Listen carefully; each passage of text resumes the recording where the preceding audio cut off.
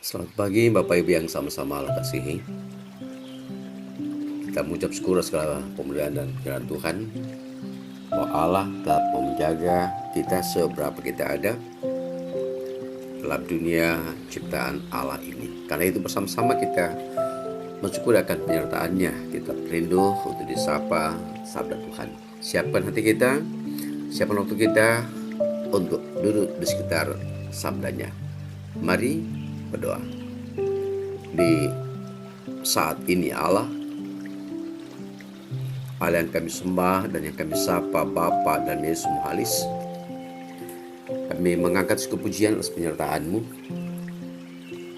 dan kini kami rindu untuk disapa sabda Tuhan sebagai penuntun pelita dalam menjalani hidup ini, dalam memuji memuliakan nama-Mu. Bersabdalah, karena kami semua telah sedia mendengar sabda Tuhan. Dalam nama Tuhan Yesus kami berdoa. Amin. Bapak Ibu, saudara yang sama-sama Allah kasihi, bacaan kita dari Artos edisi Selasa 21 September 2021 dari 2 Raja-Raja pasal 5 ayat 1 sampai 14. 2 Raja-Raja pasal 5 ayat 1 sampai 14, firman Tuhan.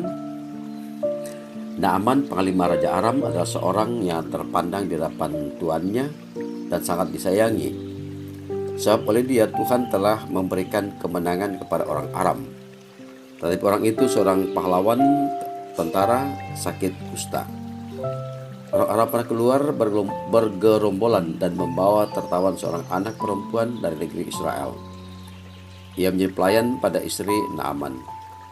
Berkatalah gadis itu kepada nyonyanya, "Sekiranya tuanku menghadap nabi yang di Samaria itu, maka tentulah nabi itu akan menyembuhkan dia dari penyakitnya." Lalu pergilah Naaman memberitahukan kepada tuannya, katanya, Beginilah dikatakan oleh gadis yang dari negeri Israel itu."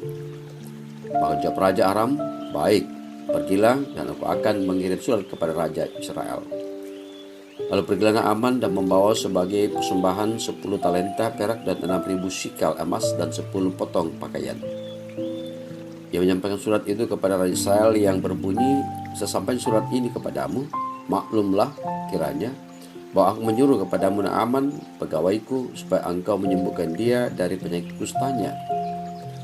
Sekiranya sudah Raja Israel membaca surat itu, dikoyakkannya pakaiannya serta berkata, "Allahkah aku ini yang dapat mematikan dan menghidupkan, sehingga orang ini mengirim pesan kepadaku supaya aku sembuhkan seorang dari penyakit kustanya?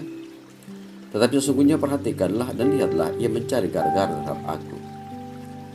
Segera sesudah dengar Elisa abdi Allah itu bahwa Raja Israel mengoyakkan pakaiannya, dikirimnyalah pesan kepada Raja, bunyinya, "Mengapa engkau mengoyakkan pakaianmu? Biar ia datang kepadaku, supaya ia tahu bahwa ada seorang nabi di Israel." Kemudian datanglah Naaman dengan kudanya dan keretanya, lalu berhenti di depan pintu rumah Elisa. Elisa menyuruh seorang suruhan kepadanya, mengatakan, "Pergilah mandi 7 kali dalam sungai Yordan, maka tubuhmu akan pulih kembali, sehingga engkau menjadi tahir."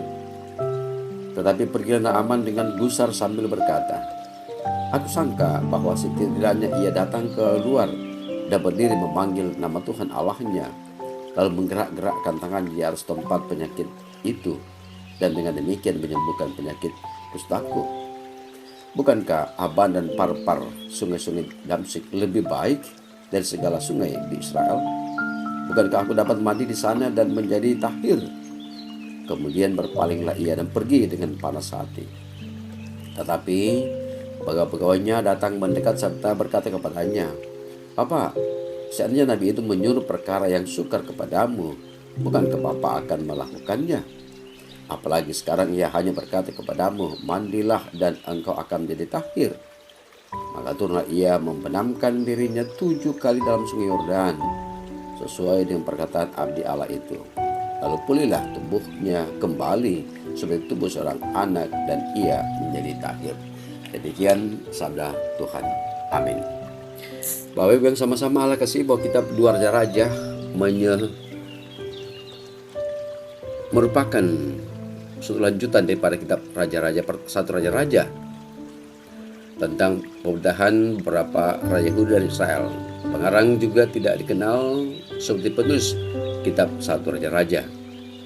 Kitab 2 Raja-Raja mencakup periode sekitar 260 tahun dalam sejarah kedua kerajaan. Satu titik terang dalam bangsa Israel adalah Nabi Elisa, pengganti Elia, sebagai bicara Allah kepada raja-raja di negeri utara. Ia melakukan banyak mujizat di antara umat dan menjadi kekuatan besar untuk menyatakan kebenaran. Namun bahkan Nabi yang tegas ini pun tidak mampu memalingkan Israel dari jalannya menuju kehancuran. Perikop bacaan kita pada hari ini berbicara masalah kecil bagi dunia, besar di hadapan Allah. Kita sering menganggap remeh orang kecil seperti pelayan, sopir, TKW dan lain sebagainya. Mereka kita masukkan sebagai bagian yang tidak penting dalam kehidupan. Kita menganggap pekerjaan atau profesi kita jauh lebih utama. Padahal tanpa mereka banyak pekerjaan penting kita terbengkalai. Bayangkan kantor kita tanpa pesuruh atau petugas kebersihan, semua harus kita kerjakan sendiri. Repot, bukan? Nas ini menampilkan sejumlah tokoh dari berbagai kalangan. Ada pelayan perempuan Israel yang bekerja pada istri seorang pembesar Aram, Naaman. Walaupun ditawan di negeri orang serta menjadi pelayan bagi musuh Israel, ia tetap memelihara imannya sehingga mampu menjadi alat anugerah bagi Naaman majikannya. Ada Nabi Israel yang Tuhan pakai untuk menyembuhkan Naaman. Elisa tidak membatasi anugerah Allah untuk bangsanya sendiri. Ada pembesar Aram yang menderita kusta, Naaman ada kesayangan Raja Aram sehingga merasa diri penting. Ia menganggap dengan kuasa dan uang segala masalah dapat diselesaikan. Ada Raja Israel yang tidak beriman. Raja Yoram panik ketika Raja Aram menyuruhnya menyembuhkan Naaman.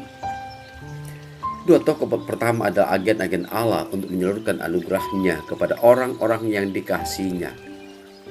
Allah memakai mereka bukan karena status mereka besar atau kecil, tetapi karena mereka bersedia dipakainya. Dua tokoh berikutnya adalah mereka yang menerima belas kasihan Allah. Mereka ditolong bukan karena status besar atau kecil, melainkan karena kedaulatan Allah.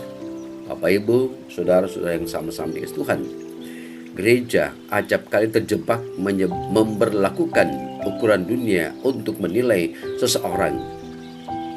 Jangan rendah diri bila dunia mengukur kita orang kecil. Allah dapat dan mau memakai kita menjadi saluran berkat untuk orang lain. Yang penting kesediaan diri dibentuk untuk dipakainya. Karena itu camkanlah bahwa hamba Tuhan yang setia melaksanakan tugas panggilannya adalah orang besar di hadapannya. Roh Kudus menyertai kita dan Yesus Kristus memberkati kita sekalian. Amin. Mari Bapak Ibu berdoa. Hanya kepadamu-lah ya Allah kami berpengharapan, dan hanya kepadamu-lah kami berkeyakinan bahwa Allah menempatkan kami dalam setiap keberadaan kehidupan ini di mata dunia. Karena itu berikan pula lah hikmat kepada kami untuk memahami diri kami dalam status kami, dalam pekerjaan kami, dalam jabatan kami, bahwa itu adalah titipan daripada Tuhan. Itu adalah talenta daripada Tuhan yang dikembangkan, yang dipakai untuk melayani sesama, untuk kemudian dan kebesaran nama Allah. Siapapun kami, dimanapun kami, dalam status apapun kami percaya bahwa Allah Roh Kudus menuntun membimbing kami, sehingga kami pun perlu memahami keberadaan masing-masing kami. Kecil bagi dunia, tapi besar di hadapan Tuhan.